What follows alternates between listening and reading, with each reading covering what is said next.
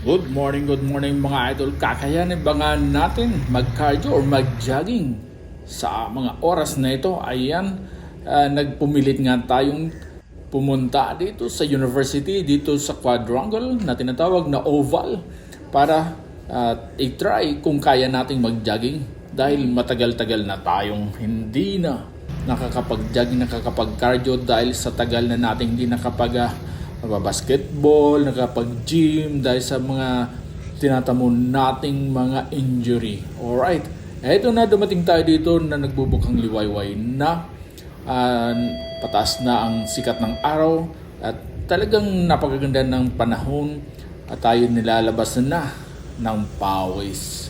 Actually, unang round natin ay naglakad muna tayo at sa pangalang round ay tumakbo tayo, napilitan tayong tumakbo pero pinilit lang natin at sa di kaliwanan ay dumating din ang aming nursing coordinator na si Venny. Nagkasabay kami dito mag-jogging. Alright, ayan, patuloy tayo sa paglalakad dito at talagang actually may iniinda rin tayo dito yung kaliwang ankle natin, hindi si auntie. Medyo masakit ang ating ankle dito sa kaliwang paa natin.